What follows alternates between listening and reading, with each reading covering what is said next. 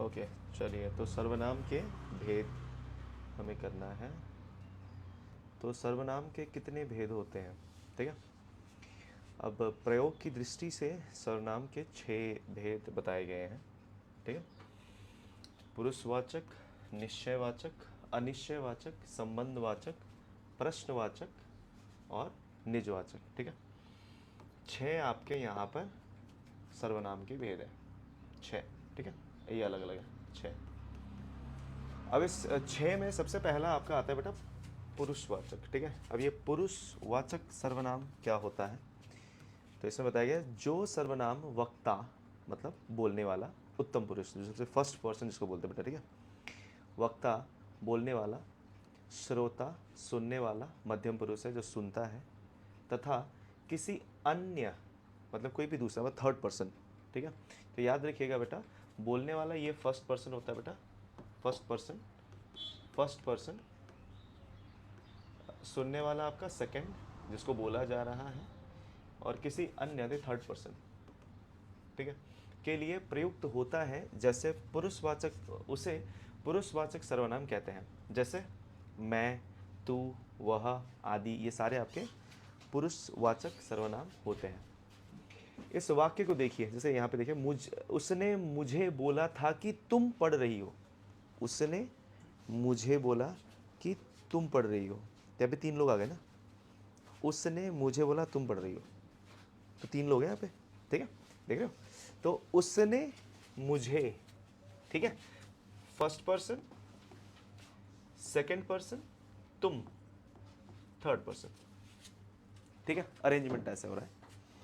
उपर्युक्त वाक्य को ध्यान से देखने पर पता चलता है कि यह वाक्य में 3 तरह के पुरुष शब्द आए हैं, उसने, मुझे और तुम। अतः स्पष्ट होता है कि पुरुषवाचक सर्वनाम के 3 भेद होते हैं। 3 भेद आपके होते हैं, ठीक है, 3 तरह से। तो 3 पुरुषों के लिए मतलब 3 अलग अलग लोगों के लिए हम यहाँ पर बेटा पुरुषवाचक सर्वनाम यूज कर सकते हैं। अब यहाँ पे देखिए बेटा आगे आता है क्या, पुरुषवाचक सर्वनाम के भेद। अब यहाँ पे देखिए इसमें उत्तम पुरुष, तो पुरुषवाचक सर्वनाम के 3 प्रकार के भेद हैं, ठीक है। देखिएगा बेटा, पुरुषवाचक सर्वनाम के 3 प्रकार के भेद होते हैं, उत्तम पुरुष, मध्यम पुरुष और अन्य पुरुष। उत्तम पुरुष, वक्ता जिन शब्दों का प्रयोग अपने स्वयं के लिए करता है, अपने लिए जो करता है, ठीक है, मैं, ठीक है, मैंने, तो उन्हें उत्तम पुरुष कहते हैं। जैसे मैं, हम, मुझे, मैंने, हमें, मेरा, मुझको, हम सब, हम लोग, ये सारे के सारे आपके उत्तम पुरुष में आते हैं, ठीक है। मध्यम पुरुष देखिए बेटा, श्रोता जो सुन रहा है, श्रोता संवाद करते समय जिन सर्वनाम शब्दों का प्रयोग करता है उन्हें मध्यम पुरुष कहते हैं। जैसे तू, तुम, तुमको, तुझे, आप, आपको, आपके, आप लोग, आप सब। तो यहाँ पे ये सारे सारे मध्यम पुरुष में आते हैं। और अन्य पुरुष वो होते हैं जिस सर्वनाम शब्दों के प्रयोग से वक्ता और श्रोता का संबंध ना होकर किसी अन्य का संबोधन प्रतीत हो, मतलब किसी अन्य का संबोधन किया जा रहा है। अब मतलब कि मैं और तुम छोड़ दिया, अब उसके अलावा कोई और है, जैसे कि वह, यह, उन, उनको, उनसे, इन्हें, उन्हें, उसके, इसने, ये, वे, मतलब ये लोग, वे लोग, आप आदि, ये सारे आपके किस में आते हैं बेटा, ये सारे के सारे आपके अन्य पुरुष में आते हैं, ठीक है। तो इसका मतलब जो हमने ऊपर में ये जो एग्जाम्पल पढ़ा था, तो इसमें हमारी गलती हो गई। यहाँ पे क्या कंडीशन देखिए बेटा, फिर से बताता हूँ कि उसने मुझे बोला था कि तुम, तो मतलब मुझे फर्स्ट पर्सन हो गया, क्योंकि मैं, मुझे, ये सब फर्स्ट पर्सन होता है ना, उत्तम पुरुष है ये। तो यहाँ पे उत्तम पुरुष कौन है बेटा, ये उत्तम पुरुष है, उत्तम, ठीक है, उत्तम पुरुष आ गया, ठीक है। उसके बाद उसने नहीं, तुम,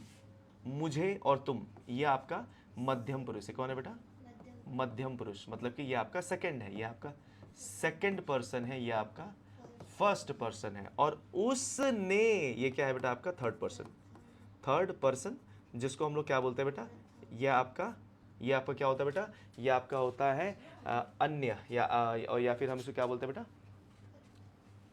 अन्य पुरुष ना, ये आपका अन्य पुरुष आता है, अन्य पुरुष,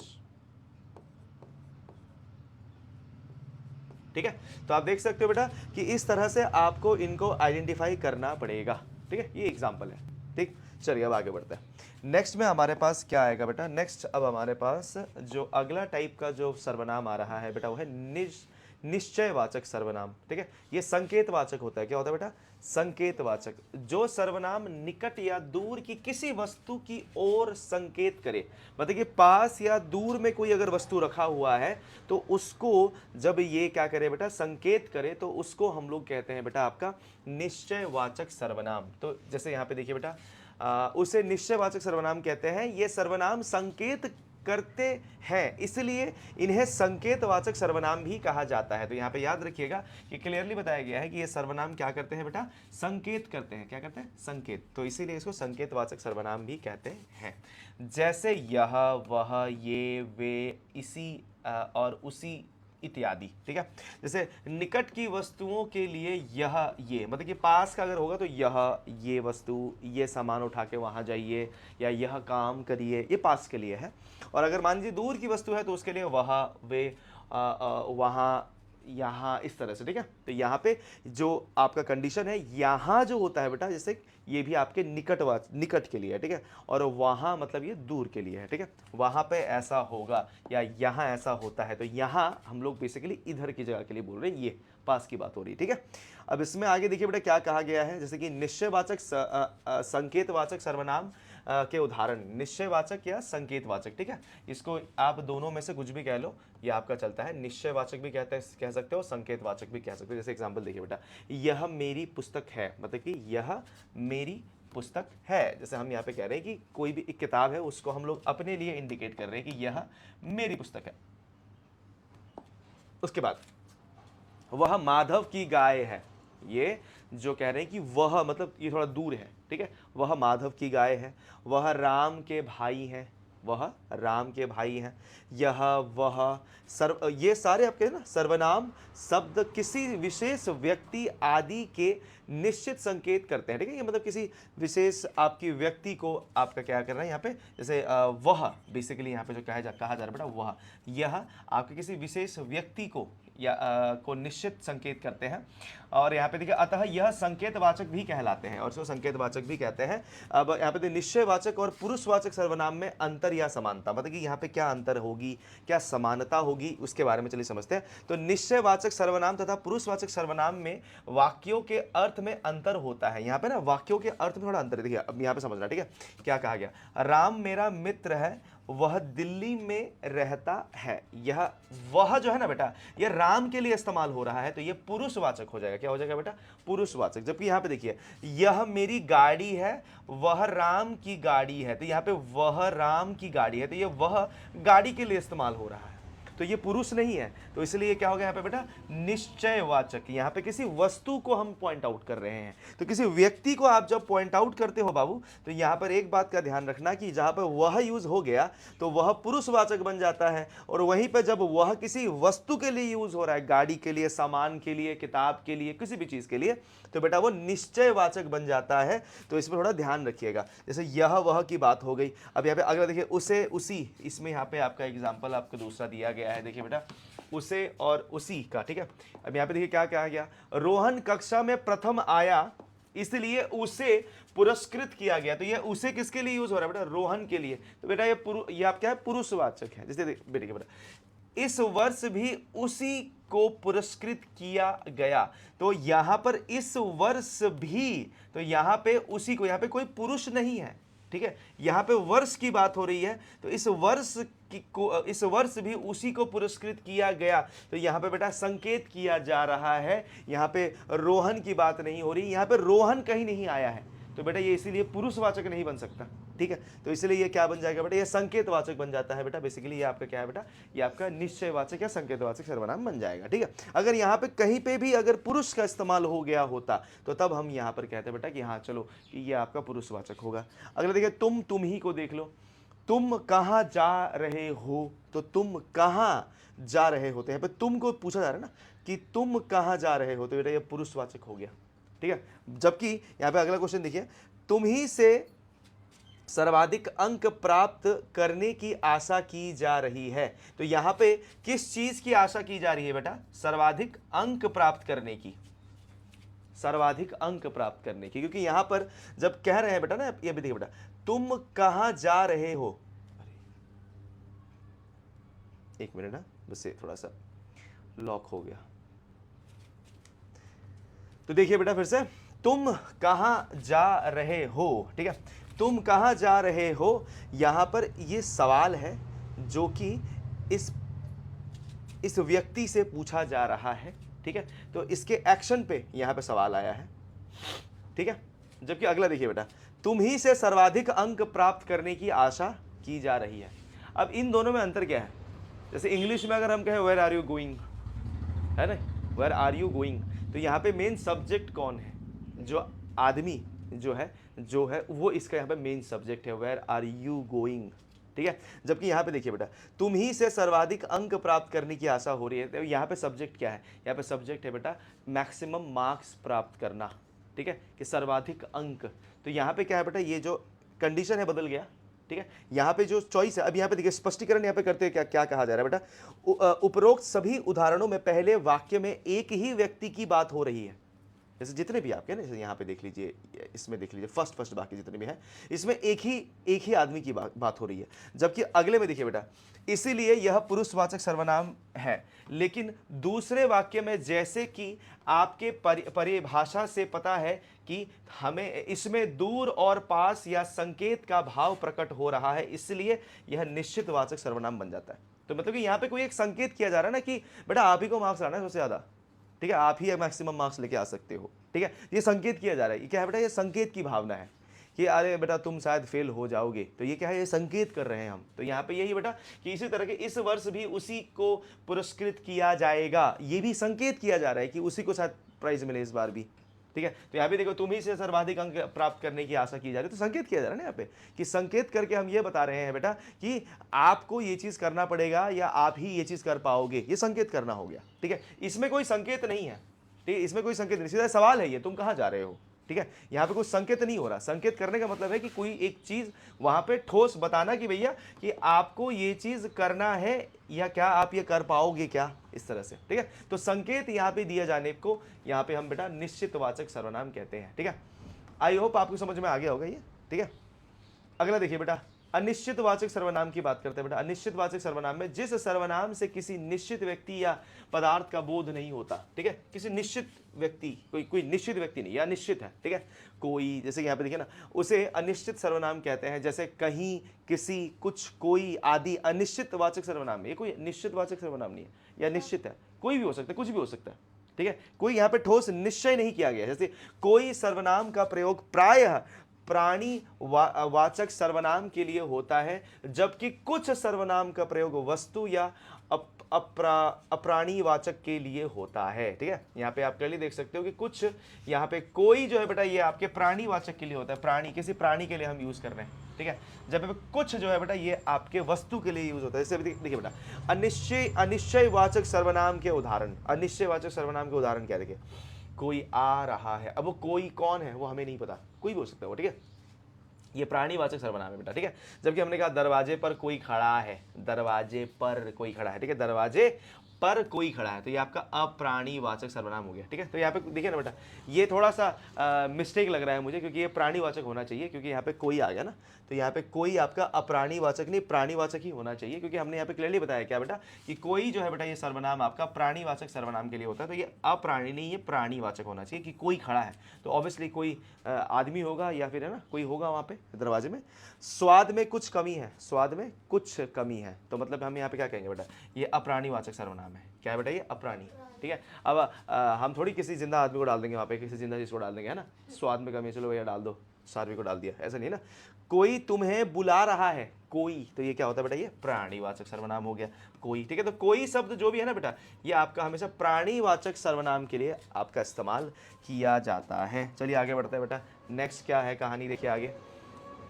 यहाँ पे देखिए बेटा, कुछ सेब यहाँ पड़े हैं, तो ये आपका अप्राणी है, ठीक है, अप्राणीवाचक सर्वनाम। तो कुछ कोई सर्वनाम शब्दों में किसी घटना या किसी के होने की प्रतीत हो रही है, किंतु वास्तविकता निश्चित नहीं हो रही है, अतः यह अनिश्चित वाचक है। क्या है बेटा, ये अनिश्चित वाचक आपका सर्वनाम होता है। तो यहाँ पे याद रखिएगा कि ये बेसिकली कोई कुछ, ये जो शब्द है ना बेटा, ये किसी घटना या किसी वस्तु या किसी भी इंसान के होने का प्रतीत करता है, किसी भी आपके प्राणी का होने का ये प्रतीत करता है, बट ये कभी निश्चय नहीं हो पाता कि यहाँ पे बेसिकली है क्या, ठीक है। तो इसलिए इसको अनिश्चित वाचक सर्वनाम कहते हैं। अभी देखिए बेटा, प्राणीवाचक सर्वनाम और अप्राणीवाचक सर्वनाम में क्या अंतर होता है। तो यहाँ पे वही कहा गया बेटा कि जो सर्वनाम शब्द प्राणीवाचक संज्ञा शब्दों के लिए प्रयुक्त होता है उन्हें प्राणीवाचक सर्वनाम कहते हैं, जबकि जो सर्वनाम शब्द अप्राणीवाचक संज्ञा शब्दों के लिए प्रयुक्त होता है उसे अप्राणीवाचक सर्वनाम कहते हैं बेटा। और यहाँ पे मैंने क्लियरली बता दिया है आपको क्या, कि कोई है ना और कुछ, इसमें अंतर यही है कि कोई प्राणी के लिए है, ठीक है, ये प्राणी के लिए यूज हो रहा है और ये आपका अप्राणी के लिए, ठीक है, अप्राणी और प्राणी के लिए आपका ये इस्तेमाल किया जाता है, ठीक है। अगर देखिए बेटा, संबंधवाचक सर्वनाम की बात करते चलिए, ठीक है। संबंधवाचक सर्वनाम हमारे पास क्या होता है, संबंधवाचक सर्वनाम में जो सर्वनाम किसी दूसरी संज्ञा या सर्वनाम से संबंध दिखाने के लिए प्रयुक्त हो उसे संबंधवाचक सर्वनाम कहते हैं। जैसे जो, से, उसे, जिसकी, उसकी, जैसा, वैसा आदि संबंधवाचक सर्वनाम के रूप में प्रयुक्त होता है। इस वाक्य को देखिए, जो करेगा सो भरेगा, जो करेगा सो भरेगा। तो यहां पे यही कहा गया है कि ये जो शब्द है बेटा, ये आपके संबंध में आ रहा है, वो भरेगा के साथ, सो, जो करेगा सो भरेगा, संबंध क्रिएट हो रहा है ना बेटा यहाँ पे, ठीक है। जैसे देखिए, इस वाक्य में जो शब्द संबंधवाचक सर्वनाम है, सो शब्द नित्य संबंधी सर्वनाम है, मतलब ये इसका संबंध क्रिएट कर रहा है।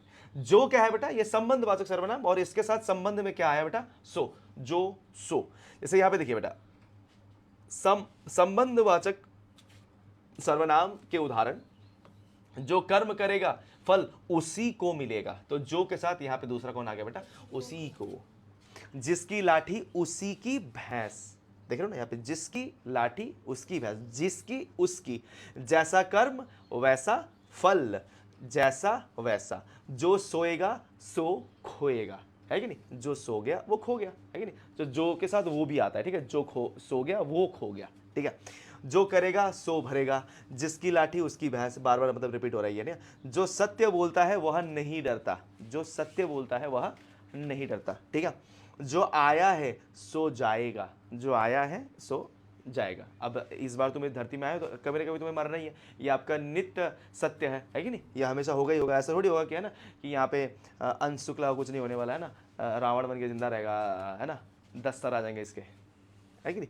सो, जो, सो, उसे, जिसकी, उसे, जिसकी, उसकी, जैसा, वैसा, इन सर्वनामिक शब्दों में परस्पर संबंध की प्रतीत हो रही है, ऐसे शब्द संबंध कहलाते, संबंधवाचक कहलाते हैं, ठीक है। संबंधवाचक सर्वनाम यही होते हैं, ठीक है। चलिए अब बात करते हैं बेटा प्रश्नवाचक सर्वनाम। प्रश्नवाचक सर्वनाम में ऑब्वियसली ये मतलब कि ये टॉपिक से ही समझ में आ रहा है कि ये प्रश्न पूछा जा रहा है, कि प्रश्न, यहां से प्रश्न की बात आ रही है। जिस सर्वनाम से किसी प्रश्न का बोध होता है उसे प्रश्नवाचक सर्वनाम कहते हैं। जैसे कौन, कहा, जैसे कि कौन, कहा, क्या, क्यों, कैसे, किन्हें, किस इत्यादि शब्द प्रश्नवाचक सर्वनाम कहलाते हैं। ये सारे प्रश्नवाचक सर्वनाम है, ठीक है बेटा। जैसे कि देखिए बेटा, इन वाक्यों को देखिए, जैसे तुम कौन हो, तुम कौन हो, ठीक है। तो ये आपका बेसिकली प्रश्नवाचक सर्वनाम है। कौन जो है बेटा ये प्रश्नवाचक है, क्योंकि कौन बहुत सारे लोगों के लिए यूज हो सकता है, ठीक है। इसके बाद देखिए, तुम्हें क्या चाहिए, तुम्हें क्या चाहिए। जैसे यहाँ पे उपरोक्त वाक्यों में कौन और क्या शब्द प्रश्नवाचक सर्वनाम है, ठीक है। कौन और क्या शब्द आपका जो है बेटा ये प्रश्नवाचक सर्वनाम है। कौन शब्द का प्रयोग प्राणियों के लिए और क्या का प्रयोग जड़ पदार्थों के लिए होता है। तो कौन आप देख रहे हो ना बेटा, ये प्राणियों के लिए होता है बेटा। कि कौन ऑब्वियसली प्राणियों के लिए हम कौन का इस्तेमाल करेंगे ना, ये प्राणी इसमें आ जाएंगे, ठीक है बेटा, प्राणी। और ये आपका जो ये आपका क्या है बेटा, ये आपके जड़ पदार्थ, जैसे अप्राणी,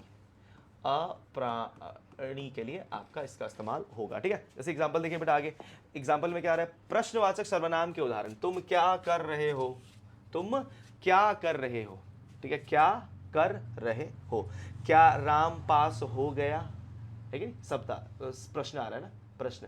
यहाँ पे क्या जो है ना बेटा, प्लीज ध्यान रखना बेटा कि आप फिर यहाँ पे ये तुम से क्या को जोड़ दोगे नहीं, ये क्या शब्द कर के लिए यूज हो रहा है, क्या कर रहे हो, क्या कर रहे हो, क्या राम पास हो गया, तो क्या पास हो गया, ये क्या जो है बेटा पास के साथ कनेक्ट है, राम के साथ नहीं। ठीक है, ये सवाल है। ठीक है, मास्टर जी का क्या नाम है, क्या नाम है, ठीक है, मास्टर जी का क्या नाम है। ठीक है, वहां कौन खड़ा है, कौन, ये अब जो है बेटा ये प्राणी के लिए यूज हो रहा है। ठीक है, यह काम कैसे हुआ, यह काम कैसे हुआ, ये काम के लिए यूज हो रहा है बेटा। तो क्या, कौन, कैसे इत्यादि सर्वनाम शब्द प्रश्नवाचक कहलाते हैं। ठीक है, ये सारे क्या है बेटा आपके प्रश्नवाचक सर्वनाम होते हैं। तो इसके बाद आपका जो आखिरी टाइप है बेटा वो है बेटा आपका निश्चय निजवाचक सर्वनाम। ठीक है, जो सर्वनाम तीनों पुरुषों उत्तम मध्यम और अन्य में निजत्व का बोध करता है उसे निजवाचक सर्वनाम कहते हैं। जैसे आप, अपने आप, खुद, निज, स्वयं, आपका है ना स्वतः आदि निजवाचक सर्वनाम है। इस वाक्य को पढ़िए, जैसे यहाँ पे देखिए इस वाक्य में क्या बोला है, मैं खुद लिख लूंगा, मैं खुद, तो यहाँ पे बेटा निज आ गया ना, मतलब कि ये मतलब ये खुद को हम लोग क्या कर रहे हैं बेटा, ये डिनोट कर रहे हैं, जो फर्स्ट पर्सन हो गया या फिर आप सेकंड पर्सन हो गया या थर्ड पर्सन, मतलब कि उत्तम मध्यम और अन्य कोई भी आपका जो है बेटा कोई भी पुरुष जब निज को या फिर निजत्व को बोध करता है, मतलब है ना, तो यहाँ पे मैं खुद लिख लूंगा, तुम अपने आप, हमने उससे पूछा कि क्या अपने आप कर लोगे, क्या अपने आप चले जाना, तुम अपने आप चले जाओ या तुम अपने आप चले जाओगे, इस तरह से ना। वह स्वयं गाड़ी चला सकती है, वह स्वयं, तो हमने यहाँ पे उसको ऊपर ही है ना, मतलब कि उसके निजत्व को बोला कि वह स्वयं गाड़ी चला सकती है।